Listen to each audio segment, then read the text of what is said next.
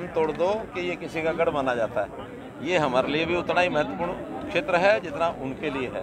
ये ठीक है कि वो यहाँ लड़ाई ज़्यादा लड़ते रहे और ज़्यादा बार हारे भी हैं, कम बार जीते हैं, और हमारे शेर एक बार पहले जीत चुके हैं। लगातार डॉक्टर अरविंद शर्मा ये इस बार जीत हासिल करेंगे। पिछली बार ठीक है मार्जिन थोड़ा कम रहा था, लेकिन मैं इस बार आपको बताता हूँ उससे 10 गुना मार्जिन होगा। 75,000 का मार्जिन से इस बार हमारी सीट को हम जीतेंगे। नौकरियों के मामले में जो खर्ची पर्ची की बात होती है कि आपकी जो सरकार में बिना खर्ची पर्ची, लेकिन यहाँ जिस तरह से आरोप लग रहे थे कि खर्ची पर्ची पर नहीं, आरोप लग रहे थे। आरोप तो इसलिए लगाएंगे कि वो इसमें बौखला गए हैं।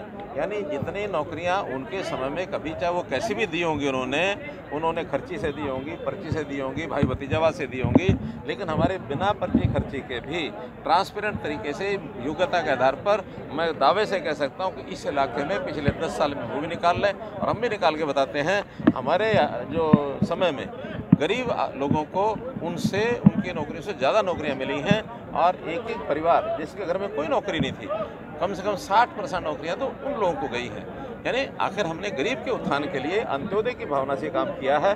कोई क्षेत्र इसमें अछूता नहीं है। ऐसा ही जैसे आज उदाहरण दिया हमारे चौधरी साहब ने, कृष्णमूर्ति जी ने, कि सांगी गाँव में कोई अच्छे से नहीं था, और कितने तीन अच्छे से केवल सांगी गाँव तो उनका अपना है।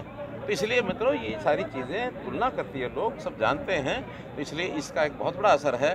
कल मैंने इस इलाके के कुछ युवकों को बुलाया था, उन युवकों ने खड़े होकर के एक समर्थन किया था, यानी हाथ खड़े करके, कि हम जो है इस बार हम वो जो परंपरागत तरीके थे जातिगत पॉलिटिक्स से ऊपर उठ करके और इस बार अपने कैंडिडेट को भारी मतों से जिताएंगे। ये कल का ही वाक्य है, कल आप लोग भी थे वहाँ। इसलिए ये मित्रों अब विषय बदल गया है। 3 C's को ख़त्म करना, चाहे वो करप्शन हो, क्राइम हो और कास्ट बेस्ड पॉलिटिक्स हो। अच्छा सर, राहुल गांधी को लेकर आपने कहा कांग्रेस खत्म कर रहे हैं, उनका सपना पूरा कर रहे हैं महात्मा गांधी का।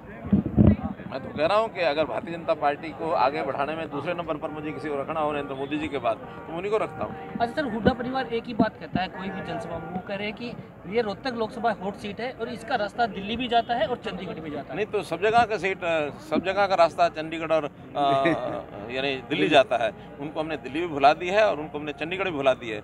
दिल्ली जाने वाले इनके नेता तो दिल्ली कई बार भूल भी जाते हैं किधर दिल्ली है। दूर जाके पूछते हैं किसी बूढ़े से कि भाई मैं दिल्ली जाना, कितना टाइम लगेगा? बोलते अगले जन्म में। कि अगले जन्म में क्यों? दिल्ली तो मुझे नज़दीक बताया गया कि नहीं, दिल्ली तो छूट गई है, अब पूरे पृथ्वी का चक्कर काट के आना पड़ेगा दिल्ली पहुंचना। तो अगले जन्म में आएंगे, उससे पहले नहीं आएंगे। सर, कांग्रेस के घोषणा पत्र पर जिस तरह से नरेंद्र मोदी ने कटाक्ष किया था और मुस्लिम एक ठप्पा बताया था, उसको लेकर काफ़ी आलोचना हो रही है। नहीं, निश्चित रूप से उन्होंने जिस प्रकार की योजनाएं बनाई हैं माइनॉरिटीज़ को कह करके, और उनका वोट बैंक के नाते मान के चलते हैं। हालांकि ये 3 तलाक के विषय को लेकर के भारतीय जनता पार्टी के प्रति भी, मोदी जी के प्रति भी एक अच्छा उनका यानी एक बना है मन में कि भी ये 3 तलाक जैसी कुरीति, इस कुरीति